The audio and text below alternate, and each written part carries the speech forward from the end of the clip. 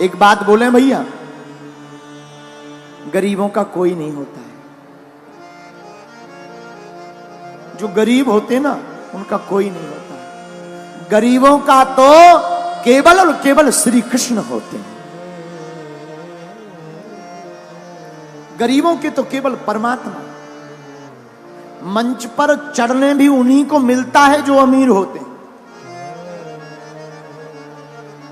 आरती में नाम भी उन्हीं का बोला जाता है जो तो या तो नेता हो या फिर अमीर हो। सच बता रहे हैं।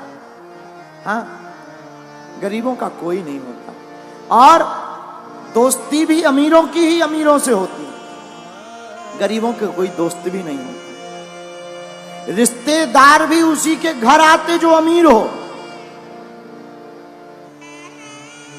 मेरे माई बाप, हम भारत के लोगों से आज कथा का अंतिम दिन है और इस कथा के माध्यम से प्रार्थना करेंगे, ग्रेटर नोएडा के पागलों, तुम अमीरों का साथ देना या ना देना, पर एक बार उनके साथ जरूर खड़े हो जाना जिनका कोई ना हो।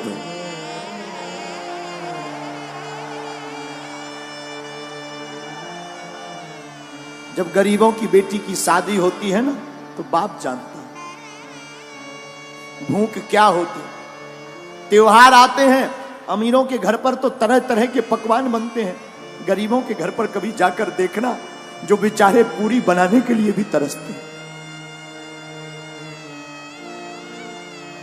गरीबी बहुत बुरी बात है। भगवान गरीब किसी को ना बनाए। दूसरी बात बोले, इस संसार में लोग कर्जा भी उसी को देते हैं जो अमीर होता। गरीबों को कर्ज भी नहीं मिलता। क्यों? क्योंकि ये चुकाएगा कहां से। लेकिन सच बात यह है, भारत के लोगों, तुमने जरूर बुरे दिन देखे हो, बुरे दिन देख रहे हो। तुम्हारा कोई ना हो, सब तुम्हारी अवहेलना कर रहे हो, तुम्हें हर जगह से दुत्कारा जा रहा हो, कोई तुम्हारा साथ ना दे रहा हो, तब भी तुम घबराना मत। एक काम करना, तुम अपने परमात्मा पर भरोसा मत छोड़ना। वो परमात्मा एक दिन तुम्हारे चेहरे पर मुस्कुराहट लाएगा।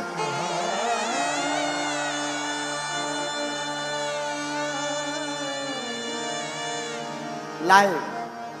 हमने अपनी जिंदगी में बहुत सहा है, बहुत सहा। अपने जीवन काल में हम जहां रहते हैं, छतरपुर जिले में हमारा गांव है गड़ा गांव। गड़ा गांव छोटा सा गांव है, अब तो ठीक है, छोटा सा गांव। पिताजी तो हमारे कुछ करते नहीं थे। हमारे जीवन का एक बाकिया है जो हमें बार बार याद आता है। हमको रही होगी हमारी अवस्था 8-9 साल की। हमने अपनी माताजी से कहा, माताजी स्थिति तो बड़ी बेकार है। भिक्षा मांग करके हम गांव में जाते थे, भिक्षा मांग कर लाते थे, उसी से भोजन बनता था। कई बार तो चावल की रोटी खाकर दिन गुजारे। हम अपनी सत्य घटना बता रहे। एक कपड़ा पहन करके हमने सवा महीना निकाला। हमने माताजी से कहा, मां, हमारे मन में इच्छा है कि हम वृंदावन में भागवत पढ़ने जाएं। मां बोली, ठीक है। उस जमाने में 2000 रुपया मांगने के लिए हम न जाने कितने घरों पे गए, खुद स्वयं। 8-9 साल की अवस्था होगी, कितने घरों में सिर्फ 2000 रुपया मंगाने में, किसी ने नहीं दिया।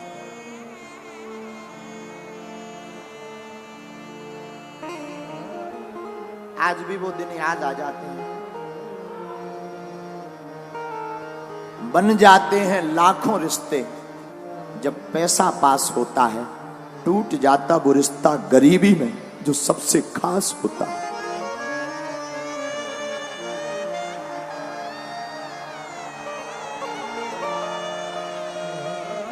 कितना भी प्रिय रिश्ता हो, अगर तुम्हारे जेब में कुछ नहीं होगा तो कोई नहीं पूछेगा।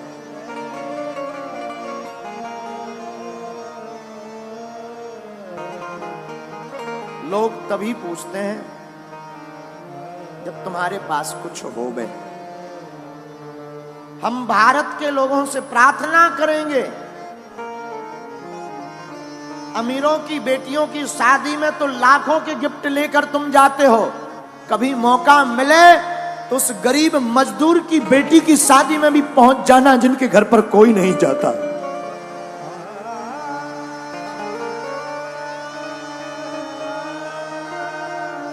हमने अपने जीवन की भूख से शिक्षा ली, इसलिए बागेश्वर धाम पर 4 साल से निःशुल्क अन्नपूर्णा भंडारा चलाया। लोग हमारे पास आए, बोले भीड़ बहुत आती है, दान बहुत आता है। हमने कहा इस दान का प्रयोग हम अपनी जिंदगी में नहीं करेंगे। इस दान से जो हमने अपनी बहन के लिए विवाह में दिक्कतें सही हैं, भारत का कोई भाई वो दिक्कत ना सहे, हर साल अब हम गरीब बेटियों का विवाह करवाएंगे।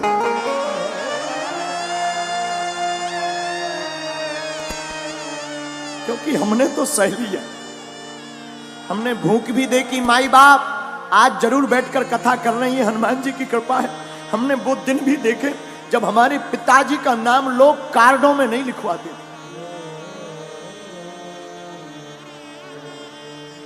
कार्ड में इसलिए नहीं लिखवाते थे कि आएंगे तो फटे कपड़े पहन करके आएंगे।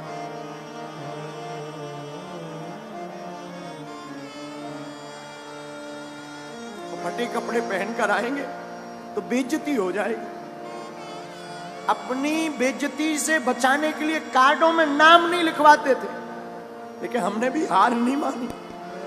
हमारी मां कहती थी बेटा भगवान के घर देर है अंधेर नहीं, तुम बागेश्वर हनुमान जी को पकड़े रहो, एक दिन आएगा। माई बाप कभी उस पिता के दिल से पूछना जिसकी बेटी घर पर हो, घर पर खाने का भी दाना ना, कभी विचार करना। अंधेरी रातें हो, हमारा तो बचपन काल पूरा अंधेरे में गुजरा। एक कमरा था 16 बाई 12 का, गर्ग जी एक कमरा 16 बाई 12 का, वो भी छप्पर का, उसमें खप्पर। और बरसात आती थी तो आफत आती थी। बरसात में पलंग के नीचे हमसे छोटी बहन और भाई तीनों बैठ करके बरसात को निकालते थे, क्योंकि पूरे कमरे में पानी भर जाता था।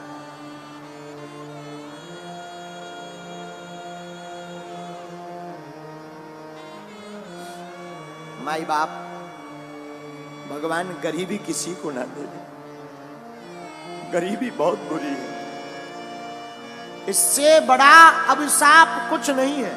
कोई नहीं पूछता, न मंचों पर आने देते, न आगे होने देते, दुत्कारते अलग से हैं, रिश्तेदार पूछते नहीं हैं। इसलिए माई बाप ईश्वर गरीबी किसी को ना दे। पर हम तुमसे प्रार्थना करेंगे कि तुम्हारे गांव में परिवार में ऐसा कोई हो तो हमारी प्रार्थना है किसी का तुम साथ देना या मत देना। इस बार हमने प्रण लिया 8 मार्च 2024 को जो बेटियों का विवाह होगा, ऐसी बेटियां जिनके माँ बाप है नहीं, एकदम पिछड़ी हुई, उन बेटियों को एक एक मोटरसाइकिल देंगे। साधु हम तुमसे भारत में दान लेने नहीं आए हैं, हम धन कमाने नहीं आए। भारत के लोगों हम तुम्हारे दिल में हनुमान जगाने आए हैं।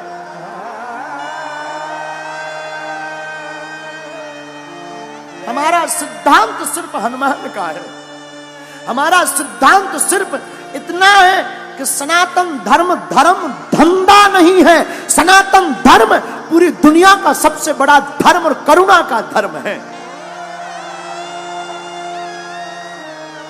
इसलिए मेरे माई बाप, मेरे भारत के लोगों, ग्रेटर नोएडा के लोगों, तुम्हारा कोई साथ दे या ना दे, पर तुम कभी मत पीछे मुड़कर देखना, ना कभी रोना। मौका लगे तो मेरे बागेश्वर धाम पर आ जाना, मेरा दर खुला है, वो खुला ही रहेगा।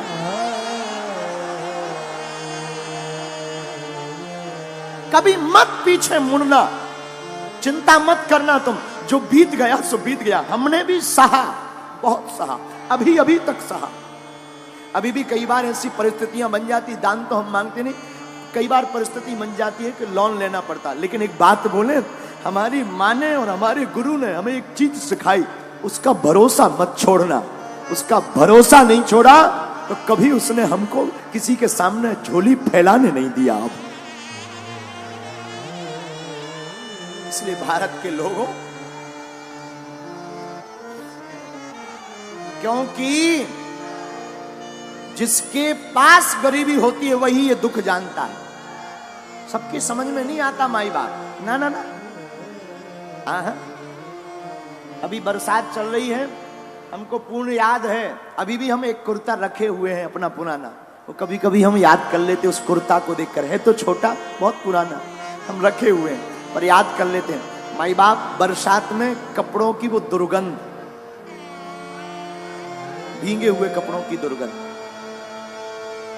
मेरे साधु, हम अपने जीवन की कथा बताकर आपको कहना ये चाह रहे कि हमारे जैसे नालायक की लाज, हमारे जैसे मूर्ख की लाज, हमारे जैसे विचित्र व्यक्ति की लाज जब बागेश्वर बालाजी ने बनाई है, तो भैया तुम भी इनके चरण शरण मत छोड़ना, ये तुम्हारी भी लाज बचाएंगे।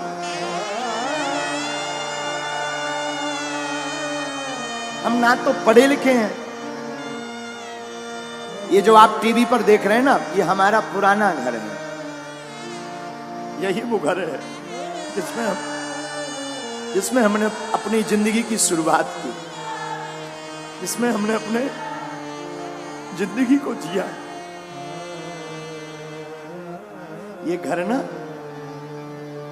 आज भी कई बातों को संजो करके रखे हुए।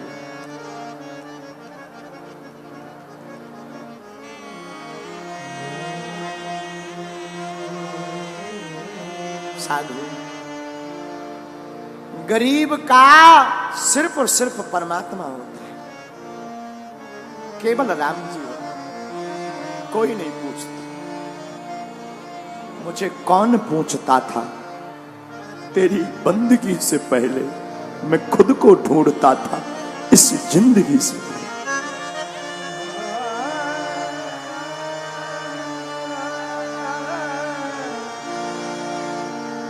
इस भारत में गरीब सिर्फ ताली बजाने के काम आता है, नेताओं की रैलियों में भीड़ बढ़ाने के काम आता है, या मंच के सबसे लास्ट में ताली बजाने। हमारा तो बस नहीं चलता, हमारी तो मजबूरी है। हमारी तो सबसे बड़ी मजबूरी है कि अगर हम इन लोगों को साथ नहीं देंगे, इन लोगों को मंच पर नहीं चढ़ाएंगे, तो कौन टेंट लगाएगा, कौन व्यवस्था बनवाएगा। वरना हमारी दिली इच्छा तो ये है कि सबसे लास्ट में जो बैठा है वो मंच पर आने का अधिकारी है। लेकिन करें क्या, हमारी मजबूरी है, हमारे हाथ बंधे हैं, इतनी व्यवस्था है नहीं, इतना धन है नहीं। लेकिन फिर भी जब कभी हमारे पास व्यवस्था हो जाती ना, तब हमने एक प्रण लिया, हम जंगल में जाकर आदिवासियों वनवासियों के बीच में जाकर अपनी तरफ से, धाम की तरफ से खर्च करके टेंट लगाकर उनको यजमान बनाकर कथा करवाते हैं। फिर वो मंच पर आते हैं, वो मंच पर आरती करते हैं और बड़े बड़े नेता नीचे बैठकर उनके लिए ताली बजाते हैं। तो हमें बड़ा मजा आता है। क्यों? बुरा मत मानना, हम किसी की बुराई नहीं कर रहे, हम आपको आईना दिखा रहे हैं जो गुरु का दायित्व है, जो साधु का दायित्व है, हम वो तुम्हें सिर्फ बता रहे। क्षमा करना, तुम इतने बड़े मत बनना कि कोई तुम्हें पा ना सके, इतना बड़ा बनना कि कोई गरीब तुम्हारे बगल में खड़ा हो जाए तो वो भी बड़ा हो जाए। और हम तो अपने बालाजी से यही प्रार्थना करते, जो हमने भोगा है, जो हमने दुख पाया है, बालाजी करे कोई ना पाए, कोई ना पाए। और जितने लोग आज यहां बैठे हैं, हनुमान जी करें कि जाओ तुम्हारी झोली ऐसी ही भरती रहे,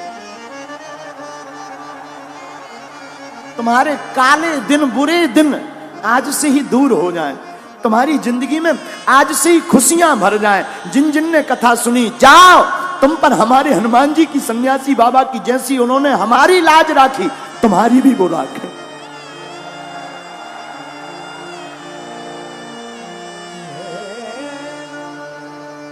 माई बाप। सुदामा के जीवन में भी यही हाल। सुदामा जी 5 घरों पर भिक्षा मांगने जाते, छोटे छोटे बच्चे भूख के मारे पतले हो गए। 4 बच्चे।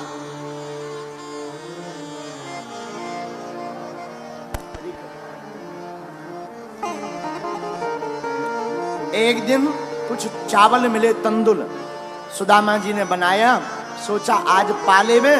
तब तक दरवाजे पर आवाज आई, सीताराम। कौन है? देखा, एक महात्मा खड़े थे। अरे महाराज जी प्रणाम। हाँ जय जय। क्या बात है महाराज, कुछ है पाने को? सुदामा जी ने मन में सोचा, आज ही केवल चावल मिले थे, आज ही महात्मा द्वार पर आ गए, साधु भूखा चला जाएगा तो पाप लगेगा।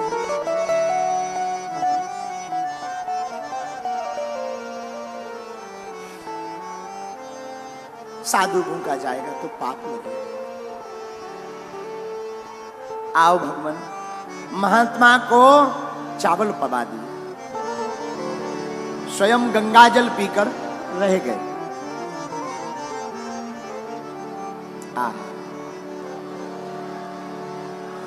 उन महात्मा ने सुदामा की पत्नी सुशीला को बताया, क्या तुम्हें पता है तुम्हारे पति के मित्र द्वारकाधीश हैं? आहा।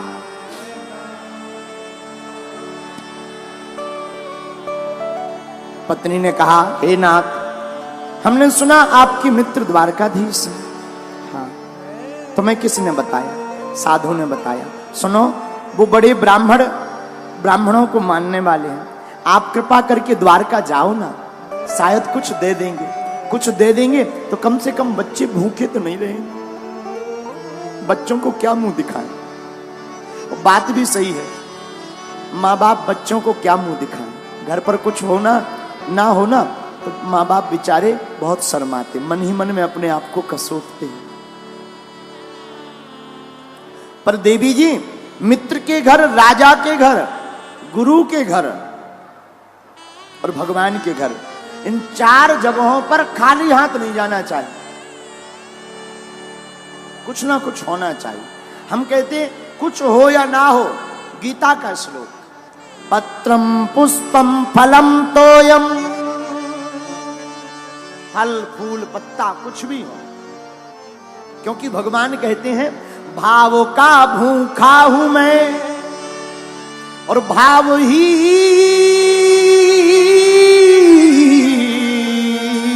एक सार है। भाव से जो मुझको भजे, सुभव से बेड़ा पार। भाव बिन कुछ भी दे तो मैं कभी लेता नहीं, भाव पूरत तेरी ही करती मुझे लाचार है। और बांध लेते भक्त मुझको भाव की जंजीर में, इसलिए इस भूमि पर होता प्रभु का अवतार है।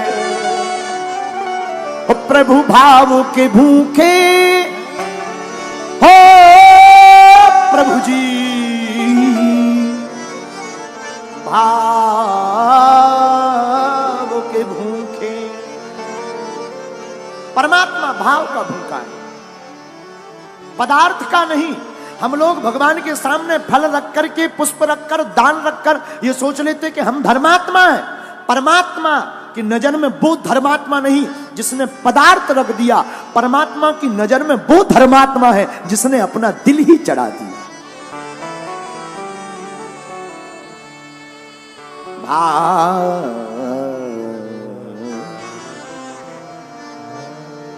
भाव के भूखे प्रभु जी हमारे, भाव के भूखे प्रभु जी हमारे।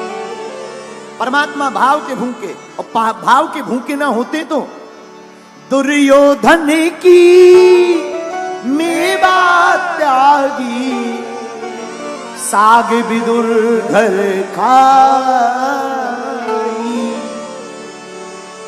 दुर्योधन की मेवा को त्यागा परमात्मा ने, लेकिन भगवान ने विदुर के घर भोजन खाए, विदुरानी के घर साग, केलों की छिलके। सबसे ऊंची प्रेम सगाई, सबसे ऊंची असली बात।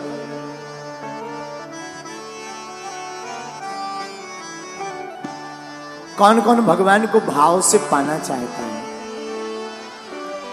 प्रेम सगाई, प्रेम सगाई, प्रेम सगाई, प्रेम सगाई, हाँ प्रेम सगाई, प्रेम सगाई, प्रेम सगाई, प्रेम सगाई, ओ प्रेम सगाई, सगाई,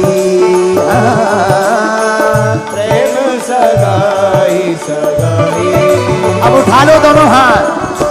सबसे ऊंची प्रेम सगाई, सबसे ऊंची प्रेम सगाई, सबसे ऊंची प्रेम सगाई, सबसे ऊंची। दोनों हाथ उठा करके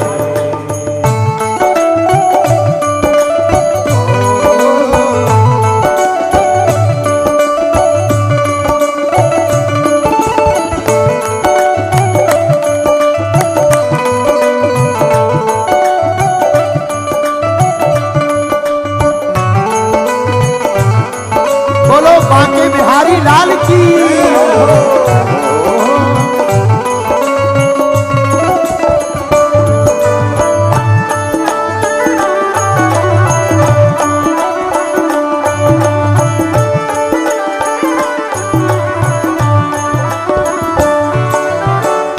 हा हा हा ओ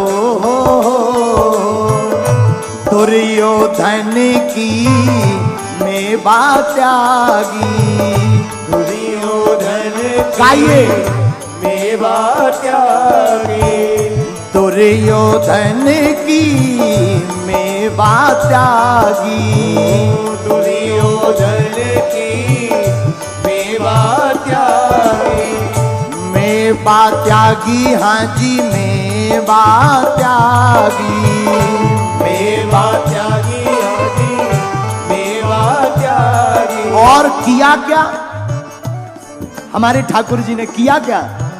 साग विदुर घर खाई, ओ साग विदुर घर खाई, सबसे ऊंची प्रेम सगाई, सबसे ऊंची प्रेम सगाई, सबसे ऊंची प्रेम सगाई, सबसे ऊंची प्रेम सगाई। देखो ताली नहीं बजाओगे ना तो तुम्हें पड़ोसी बेकार मिलेगा। उठा लो दोनों हाथ।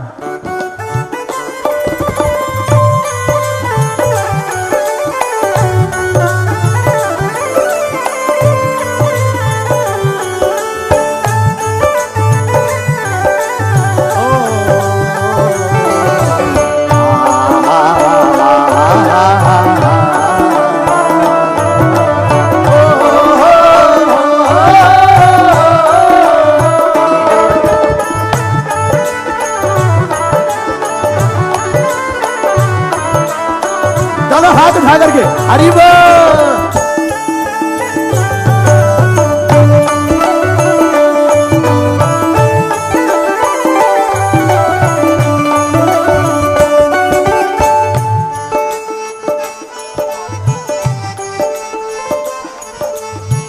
प्रेम के बस अर्जुन रथ हाक्यो, प्रेम के बस अर्जुन रथ हाक्यो, अर्जुन रथ हाक्यो, अर्जुन रथ हाक्यो, अर्जुन रथ हाक्यो, के बस अर्जुन रथ हांक्यो, प्रेम के बस अर्जुन रथ और भूल गए ठकुराई, हाँ भूल गए ठकुराई, भूल गए ठकुराई, हाँ भूल गए ठकुराई।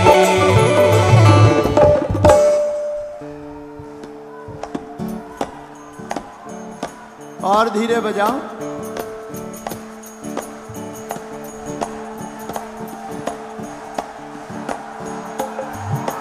राधा राधा राधा राधा राधा,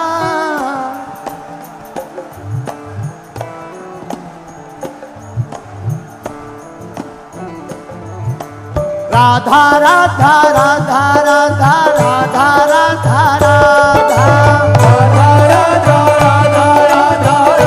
राधा राधा, श्यामा श्यामा श्यामा श्यामा श्यामा श्यामा श्यामा,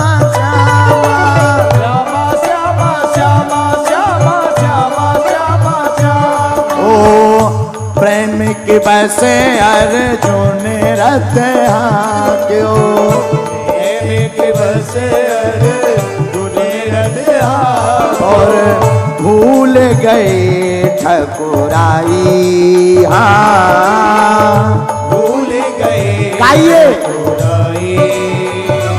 सबसे ऊंची प्रेम सगाई, सबसे ऊंची प्रेम सगाई, सबसे ऊंची प्रेम सगाई, सबसे ऊंची प्रेम सगाई। अरे हाँ प्रेम सगाई, प्रेम सगाई, प्रेम सगाई, प्रेम सगाई, प्रेम सगाई, प्रेम सगाई, प्रेम सगाई, प्रेम सगाई, प्रेम सगाई सगाई, हाँ प्रेम सगाई सगाई।